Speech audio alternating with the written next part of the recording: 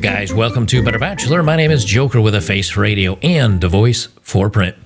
It is a bloodbath. So the lefty feminist media that is now eating its own, CBS News, which is owned by Paramount Media Company, which is Viacom, they are canceling 800 jobs. I celebrate in this because Paramount, same as all movie studios, are the ones that come out and say women stunning and brave, men awful, women 110-pound women throwing around men like 250-pound men that are muscular, throwing them around like they're rag dolls, beating the crap out of them. And then, of course, they've got all the inclusivity in all their recent TV shows. Well, they're struggling. And they're now doing a layoff session because the free money is going away. People don't have the money to pay for a lot of these subscription services. And so they're canceling them, and the businesses don't have free money anymore because of the interest rates. I try to talk about this stuff, not so much because this is a quote unquote men's issue, because it's reveling in their failure. I do like to enjoy failure of people that propagate information that basically says that men are bad and worthless and all the rest of it, which is, as we know, the news. And of course, half of these content creators that make movies or shows.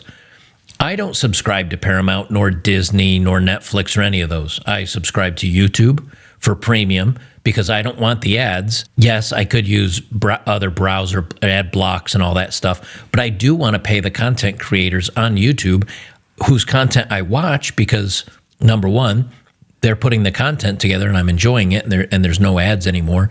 And number two, I'm one of those people. So if I were to watch it and not pay the content creators that are making the content for me, it'd kind of be, I don't know, pretty evil of me to do so. I'll jump into the story here in just a second.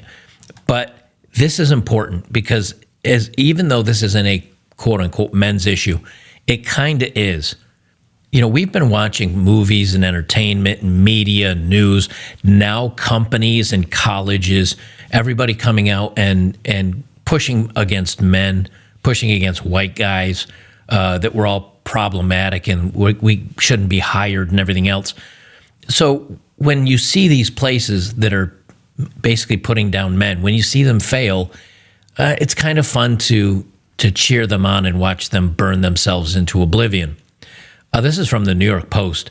It is a bloodbath. Paramount claims 800 jobs, including CBS News journalists embroiled in controversy.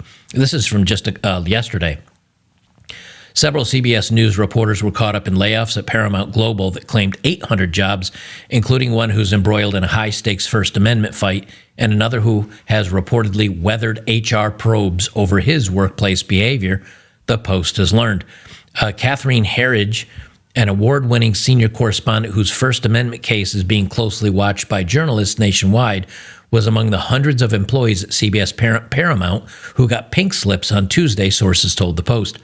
The carnage provoked outrage from the rank and file at CBS, with some focusing their ire on Paramount Global CEO Bob Bakish, who pulled down $32 million in total compensation last year, despite the company's ever-shrinking financial profile. Everybody in the newsroom is pissed that Bob Bakish is making over $30 million and he's making these cuts, one insider fumed.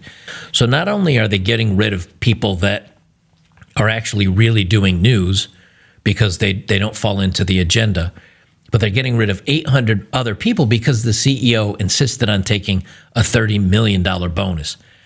Now, does the CEO deserve to make $30 million bonuses when your company is failing? No, of course not. And this is where people will point and say, see, capitalism bad. But it's when you get people that don't care about their companies and they're just being selfish and taking their own money, which, again, I'm fine if CBS News collapses. The news has lost its credibility. People aren't turning in. Therefore, they're not seeing the ads. They're not seeing the things that make the news its revenue because they've just gone woke and they're not telling you the truth anymore. And if you say, yeah, Fox News does this too, or I don't know, whatever other news agency, my answer to you is yes, I know. And that's fine. more people are coming to independent media instead of stuff like this. And that's fine. That means things are going to change. And it means that you have multiple voices with different takes and different thoughts on things versus all of the news media parroting the same line given to them by their upper-ups. Sources said CBS News Washington Bureau, where Heritage, I keep wanting to say Heritage for that name, where Heritage covered national security and intelligence, was hit particularly hard. Among other Washington casualties, sources say, was CBS News correspondent Jeff Peggs, who was subjected to HR probes over his workplace behavior, including an alleged incident in which he dressed down a female colleague in a 20-minute rant. So now I guess you can just get fired for addressing a colleague and ranting at them for 20 minutes. Now, I'm pretty sure if she did that to him, of course, she'd still have a job. When the incident was investigated in 2021, insiders said this person, Cyprian Matthews, who insiders have accused of promoting minorities while unfairly sidelining white journalists, attempted to blame the female correspondent and eventually gave Peggs a promotion. So they say now, I guess the Cyprian Matthews was accused of promoting minorities while unfairly sidelining white journalists, and then they attempted to blame a female correspondent and eventually gave Peggs a promotion.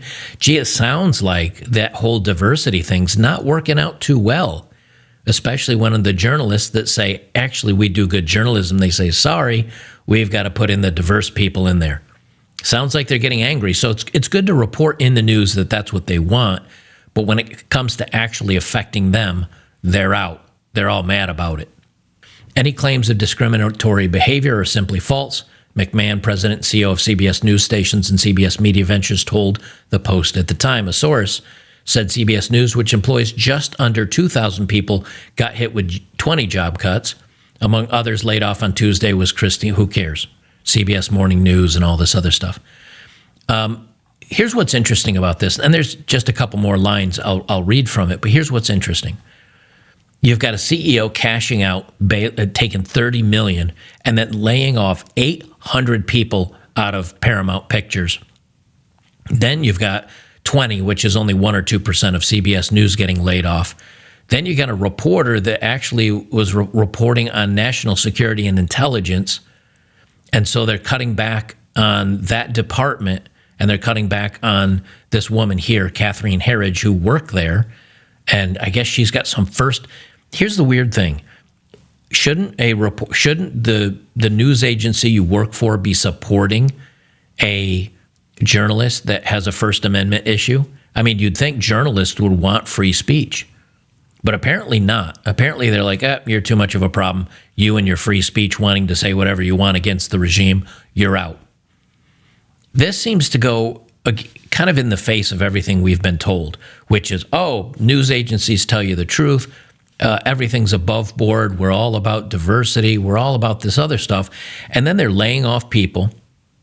They've got infighting on the inside about the First Amendment, apparently, infighting about minorities getting promotions and leaving white journalists on the side. But those same journalists are the ones that write that we need to have this diversity and everything else in there. It's a whole lot of infighting, and I'm just glad for it. I'm here to see it. A source close to the situation said Fox News is paying for Heritage legal counsel. So you've got a CBS news correspondent that has a First Amendment free speech law case, and so CBS is firing her, and Fox is paying for her legal ability to, I guess, win this First Amendment case. Isn't this very weird? Things are getting weird. Let's face it. You know, I will say this much before I finish off this article. It's been very hard for me to do stories over the last week or so. If you notice, I'm doing like a story every day or two, because when I start talking about a story, I said, but now that's kind of politics involved in that. Politics. And then as you look at it, it's like politics and dating. Women want to bang the conservative guys, but want to marry the blue-pilled simp guys that are all about feminism and everything else. You want to have a beer? Let's call it political, because you got Bud Light and all this other stuff in there. Oh, you just want to go watch some football? Politics with a Bravo Lima mic and everything else in there. You want to watch a movie? Politics. You want to watch TV? Politics. Commercials? Politics. There's nothing you can do right now that doesn't have either a message or somebody yelling about the message. Everything is political. Music is getting that way. At what point do you just say, hey, you know what, guys, I'm sorry, I got to talk a little bit about politics. Politics is involved in everything. So it seems like there's a lot of embroiled, embattled, I don't even know if that's a word, embroiled controversy and battling within news agencies. The trust in media has fallen off a cliff. They've chosen sides. They chose poorly. And the truth is always going to come out. Because if you lie enough, even if you, like, for example, in the past, I've used various sources for a story. And then when you look at it and you go, oh, well, okay, they lied about this story, but they seem to be telling the truth on this one, but now I have to doubt it because I caught them in a lie in a story. There was an instance where during the fake news, where I was explaining about fake news and everything else to a friend of mine. And I said, hey, you got to be careful with the news. Can't believe CNN, can't believe Fox, can't believe. They kind of said, oh, that's Trump just going off and saying his thing. Until one day they saw a story that they had firsthand knowledge of. And it was on CNN. And they said, that's incorrect. That is a complete fabrication. That's a lie. I said, there you go. There's your proof that the news is not always telling you the truth. And then 3 days later, somebody will point at CNN or Fox or whoever, and they say, oh, well, so-and-so said, Fox News said, CNN said, MSNBC's. You've caught them in a lie. So how is it when you catch them in a lie, but later on then you'll use their story as verification of your beliefs? It's the media bias. We all like conformity bias, where something confirms the same thing that we feel. And because of that, news is becoming very inaccurate, and it's kind of splitting to sides to where people say, well, CNN says this and Fox says this, and the truth is somewhere in between or nowhere even near what the news agencies are reporting. And people are choosing their sides based on what they're being told by a news agency that's trying to spin its own propaganda, basically. As this happens, now Paramount's laying off 800. CBS News is just laying off a couple, but they had a big layoff just a short while ago, as did some of the other news agencies. You're going to see this continue. I'm here for it. I love watching the people that hate men, that dish on men and write all these puff pieces about how men awful. I'm here to watch them fail. I enjoy it. I thought you might like to know this as well. This story is not really that interesting, but it does show you that it's not just a money thing, that they have problems with ideology and people in the actual news agencies disagreeing and hating on each other. And that's going to cause them to fall apart. And I'm here for it. I'm here for it. Guys, if you like my work, make sure to jump over to betterbachelor.locals.com. Come on over, check things out. I live stream, 10 or 12 hours. No, let me correct that. I do about 10 or 12 hours of live streams every month over there for supporters. So come on over and check that out. I'll keep it short and sweet on this one. We will see you in the next one.